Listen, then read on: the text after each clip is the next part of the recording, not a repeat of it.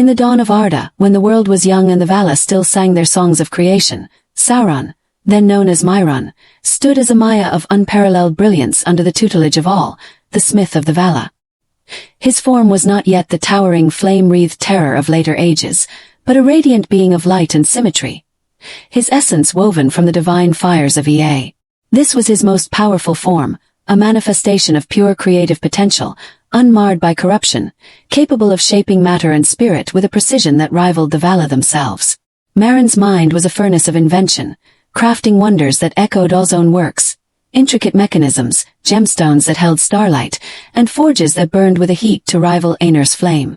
In this form, his power was not in destruction but in creation, a force so potent it could bend the very laws of Arda to his will. His voice could command stone to sing, and his hands could weave spells that made mountains bow. Yet, within this brilliance lay the seed of his undoing, a restless ambition that gnawed at his spirit. Mairon yearned not merely to create but to dominate, to order all things according to his vision of perfection. This desire, innocent at first, drew the attention of Melkor, the mightiest of the Vala, whose own rebellion against Iluvatar's harmony promised a path to absolute control. Mairon's form, radiant and boundless, was a reflection of his connection to the music of the Ainur, a power that allowed him to perceive the threads of fate woven into the world. In the forges of Aulë, he crafted artifacts that pulsed with the essence of the Ainulindale, each creation a testament to his ability to harmonize with the primal forces of existence. He shaped a circlet of adamant that could bind the winds, a blade that sang with the memory of starlight, and a mirror that revealed truths hidden even from the Vala. These were not mere objects but extensions of his will, each imbued with a fragment of his divine essence. His power was limitless in potential, for as a Maya, he could shift his form to suit his purpose, be it a towering craftsman forging mountains or a subtle spirit whispering inspiration to the children of Iluvatar. Yet Melkor's shadow crept closer, his words a siren call to Mairon's pride. "Why serve Aulë's limited vision," Melkor whispered, "when you could rule a world shaped by your own hand?"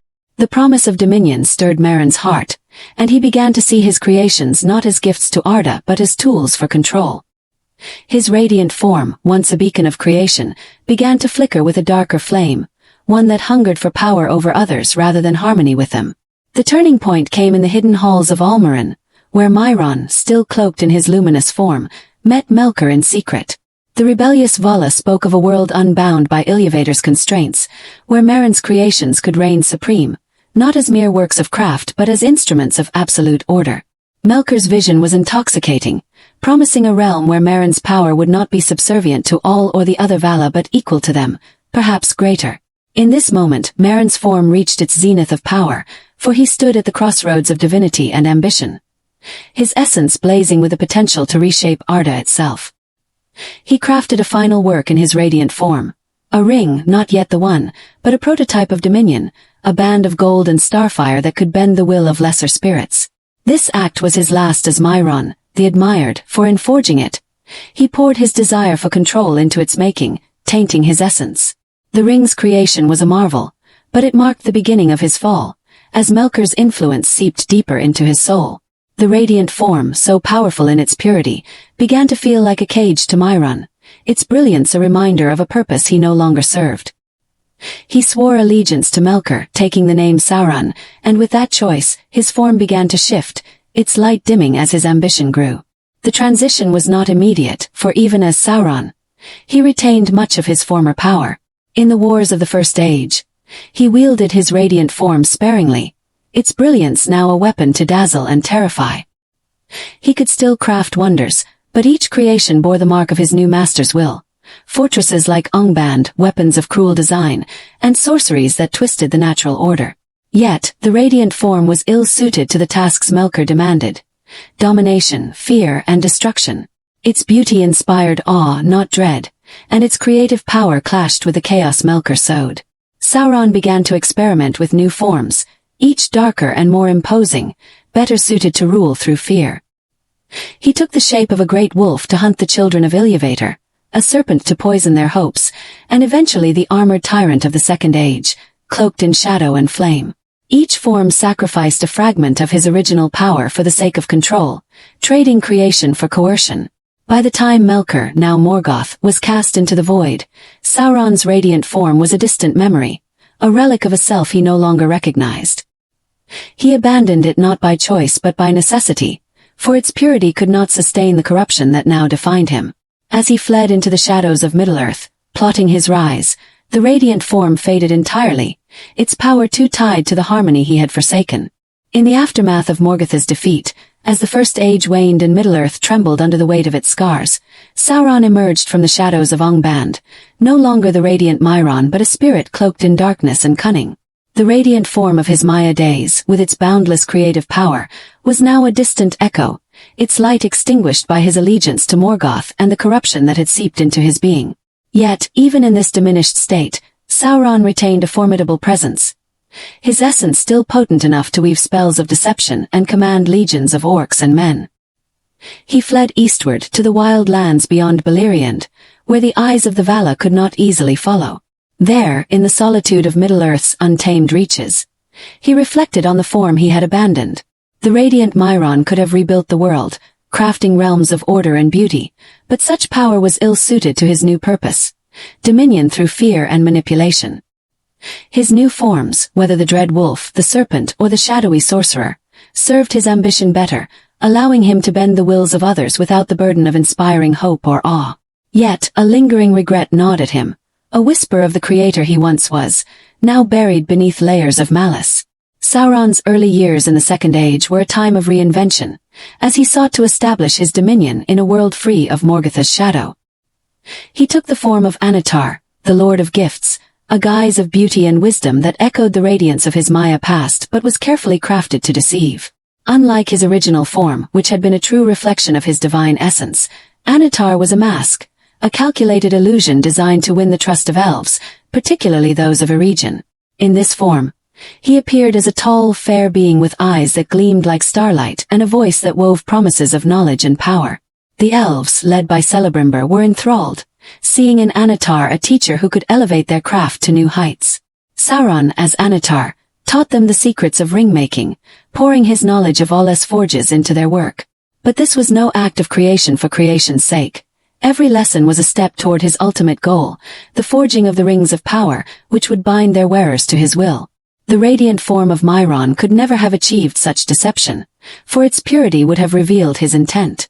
Annatar's beauty, though dazzling, was hollow, a shadow of the true power he had forsaken, and yet it served him well, allowing him to infiltrate the hearts of the elves and sow the seeds of their downfall. The creation of the Rings of Power marked the pinnacle of Sauron's cunning in the Second Age, but it also revealed the cost of abandoning his radiant form. As Annatar, he guided Celebrimbor in crafting the Seven and the Nine, each ring a marvel of artifice that echoed the wonders of his Maya days. But when he forged the One Ring in the fires of Mount Doom, he poured into it a significant portion of his remaining power, a desperate attempt to reclaim the dominion he had once wielded effortlessly as Mairon.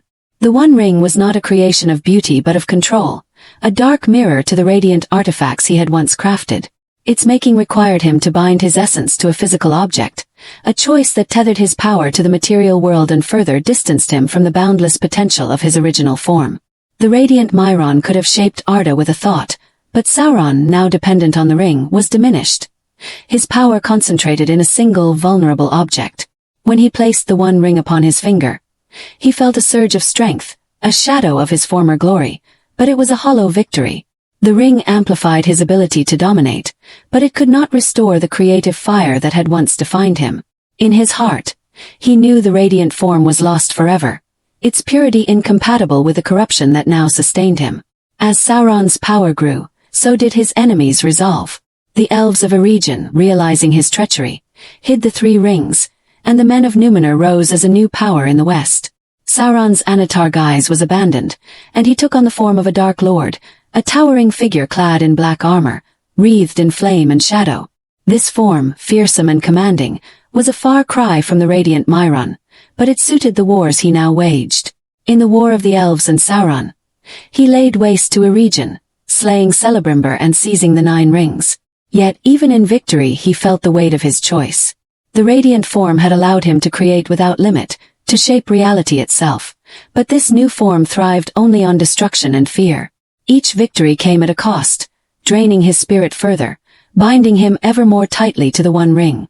When Numenor's armies captured him, he abandoned the Dark Lord's form for a subtler one, worming his way into the court of Ar-Pharazôn as a counselor. His ability to shift forms, a remnant of his Maya heritage, remained, but each change moved him further from the radiant power he had once wielded. The regret lingered, not for the morality he had lost but for the limitless potential he could no longer touch, a power sacrificed for a dominion that was forever incomplete. In the gilded halls of Numenor, Sauron, now a prisoner of Ar-Pharazôn, wove his most intricate web of deception yet. No longer the radiant Mairon of old, nor the fair Annatar, nor the fearsome Dark Lord. He assumed a new form, a silver-tongued counselor, cloaked in humility yet burning with ambition. This guise was a far cry from the radiant form of his Maya days, that luminous embodiment of creative power that could shape mountains and bind the elements to his will. That form, with its boundless potential, had been a beacon of divine artistry, capable of crafting wonders that sang with the music of the Aenir. Now, as a captive in the island kingdom, Sauron's power was tethered to the One Ring, hidden away in Mordor, and his ability to manipulate was his greatest weapon. His new form was subtle, almost human in its elegance, with eyes that held a disarming warmth and a voice that dripped with persuasion. To the Númenóreans, he was a sage, a bringer of forbidden knowledge, but beneath this facade, his heart burned with the same desire for dominion that had led him to abandon his radiant form. The memory of that form haunted him, a reminder of a power so vast it could have rivaled the Vala, yet one he had forsaken for the sake of control, a control that now demanded constant scheming and sacrifice. Sauron's rise in Numenor was a masterstroke of manipulation, but it came at the cost of further distancing himself from his original essence. As he whispered in Ar-Pharazôn's ear, stoking the king's pride and fear of mortality, Sauron orchestrated the corruption of a civilization. He introduced the worship of Melkor, erecting temples where blood stained the altars, and turned the Númenóreans' gaze toward the forbidden shores of Aman. His influence was a dark mirror of the inspiration he once offered as Mairon, when his radiant form could ignite the spark of creation in others. Now, his words sowed discord and ambition, twisting the noble lineage of Elros into a people consumed by hubris. Yet, each act of manipulation drained him further, for his power was now bound to the One Ring, and without it, he was but a shadow of his former self. The radiant form had required no such crutch. It was a direct extension of his Maya spirit, limitless and unencumbered. In Numenor, he could still shift forms, appearing as a wise counselor one moment, a shadowy prophet the next, but each change was a pale imitation of the fluidity he once possessed. The One Ring, though it granted him dominion, had chained his essence to the material world, and the radiant form's purity was now an impossible dream, its creative fire smothered by the ashes of his ambition. The cataclysm of Numenor's fall was both Sauron's triumph and his ruin. When Ar-Pharazôn's armada sailed against Aman, defying the ban of the Vala, Sauron's laughter echoed in the temples of Armanelos, for he believed his machinations had broken the will of the West. But Iluvatar's wrath was swift, and the world was changed. Numenor sank beneath the waves, and Sauron's physical form was destroyed in the deluge. His spirit, tethered to the One Ring, fled back to Mordor, but the loss was profound. The radiant form of Mairon, already abandoned, was now utterly unattainable, for his essence had been so thoroughly corrupted that even the memory of its light was dim.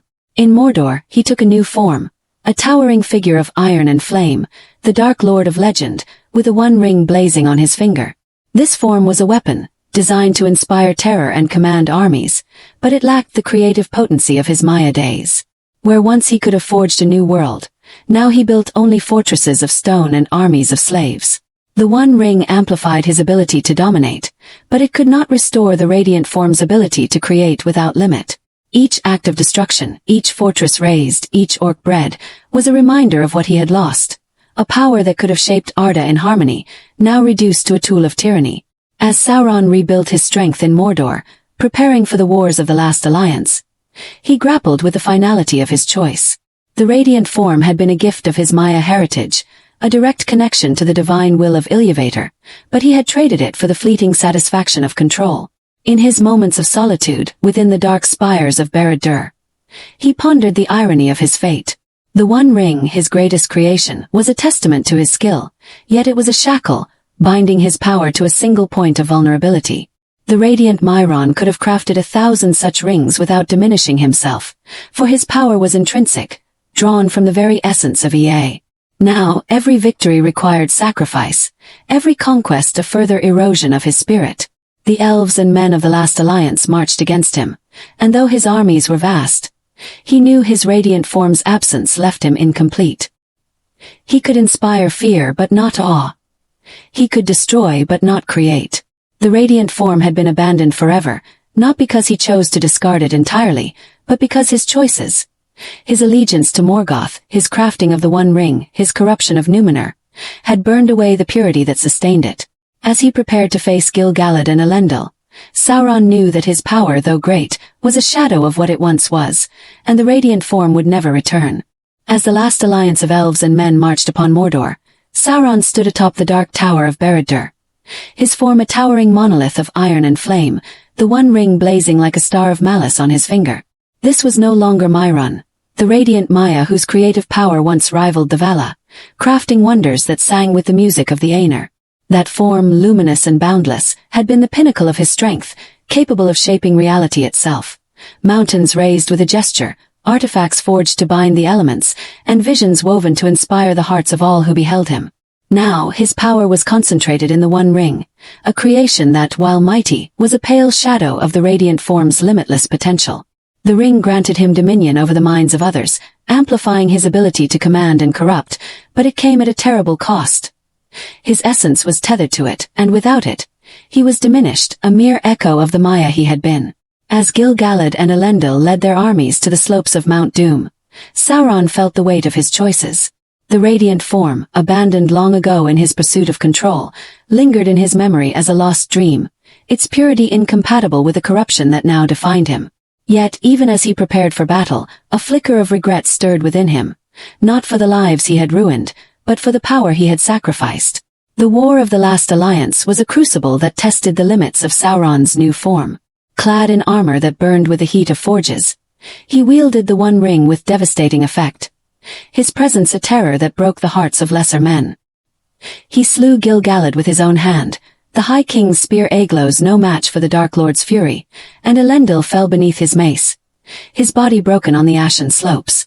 Yet, even in this moment of triumph, Sauron's power was not what it had been as Mairon. The radiant form could have reshaped the battlefield, weaving spells to calm the earth or summon light to blind his foes, but this Dark Lord relied on brute force and fear, tools that, while effective, were finite. When Isildur, son of Elendil, took up Narsil's broken hilt and severed the One Ring from Sauron's finger, the consequences were catastrophic. His physical form disintegrated, his spirit fleeing into the shadows, reduced to a formless wraith. The radiant Mairon had needed no such crutch as the ring. His power was intrinsic, drawn from the divine fire of Ea. Now, without the ring, Sauron was a mere specter, his ability to affect the world curtailed, his dominion shattered. The loss of the ring was not just a defeat but a confirmation of the radiant form's abandonment, for its purity could never have been bound to a single object, nor diminished by its loss. In the Third Age, as Sauron's spirit slowly regained strength in the wilds of Middle-earth, he existed as a shadow, haunting places like Dol Guldur under the guise of the necromancer. Without the One Ring, his power was a fraction of what it had been, and the radiant form was now an impossibility, its light extinguished by millennia of corruption. He could still take forms, a great eye wreathed in flame, a whisper in the minds of men, but each was a further step from the Maya he had been. The radiant form had been a vessel of creation, capable of forging wonders that harmonized with Arda's essence, but Sauron's choices had burned that potential away. His allegiance to Morgoth had planted the seed of corruption. His crafting of the One Ring had bound his power to a vulnerable object, and his actions in Numenor and the wars of Middle-earth had sealed his fate. The radiant form required a purity of purpose, a connection to Iluvatar's will, that Sauron had forsaken when he chose domination over creation. As he rebuilt his forces, seeking the One Ring to restore his strength, he knew that even its recovery would not bring back the radiant form. The ring could amplify his malice, but it could not restore the creative fire that had once defined him, for that fire had been smothered by his own hand. In the final days of the War of the Ring, as Frodo bore the One Ring to Mount Doom, Sauron's desperation reached its peak. His eye, ever watchful, scoured Middle-earth, but his power was incomplete, his spirit chained to the ring's fate. When Frodo claimed the ring and Gollum's betrayal led to its destruction in the fires of Eredruin, Sauron's end was absolute. His spirit was cast into the void, diminished beyond recovery, a wraith without form or power. The radiant form of Mairon, with its ability to create and shape the world, was not just abandoned but utterly lost, a casualty of Sauron's relentless pursuit of control. He had traded the boundless potential of a Maya for the fleeting power of a tyrant, and in doing so, he had ensured his own downfall. The One Ring, his greatest creation, was also his greatest failure, for it bound him to a mortal world he could never fully master. The radiant form, with its connection to the divine harmony of Iluvatar, could have made him a god in truth, but his ambition had led him to a shadow's existence, and finally to nothingness.